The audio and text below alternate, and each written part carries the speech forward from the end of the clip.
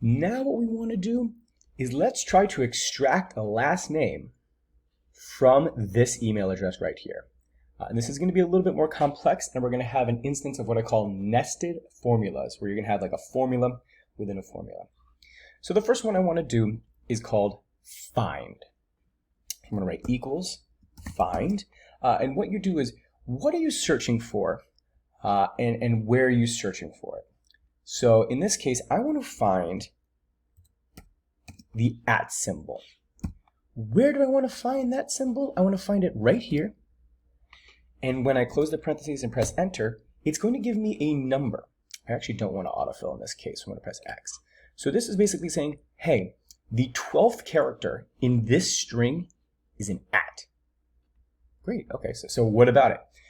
So maybe I'd say, oh, maybe I'll just extract all of the text to the left of this. So check this out, I'm going to do a little nested formula. I'm going to press return, and I'm going to say, yeah, you know what I want to do? I actually want to do left from this string. Okay, now, how many characters do I want? Well, the number of characters I want is actually whatever I get from this find thing. Right, so I'm saying, hey, pull all the characters on the left side of this string. What's the string? E2. How many characters do I want to pull? Do this formula and then tell me how many characters I want to pull. Okay, let's see what happens. Oh, okay. Two things here. One, it included the @. That was no good. So how can I adjust that? I'm going to go back to the formula. And then in this area right here, this is telling me how many characters to pull. I'm just going to put a -1 in there. -1. Okay. So that got rid of the @, but oh man, we still got that J. I was just trying to grab the last name, not the first initial and the last name. What am I going to do here? Well, we can actually explore a different formula, not the left formula, but something called the middle formula.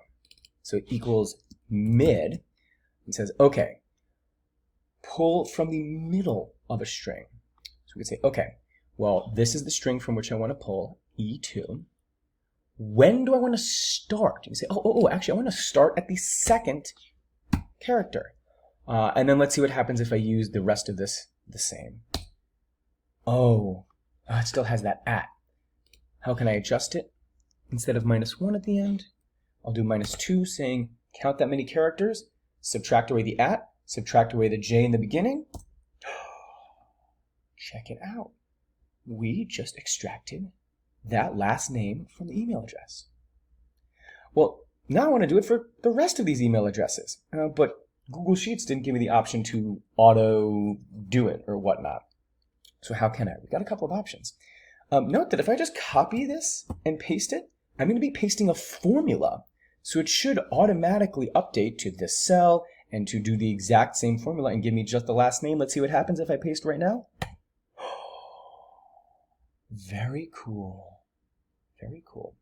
So I can, if I want, I can just press copy, and I can drag down. I can press Shift Command down to go all the way. I press paste. Check it out. It's extracting all of those last names. Another option I want to show you, just in case you want, is another way to copy paste is you highlight the cell in question. You drag your cursor all the way to the bottom right of that cell. You see that little square there? And your cursor should turn into a cross, like a T or some crosshairs.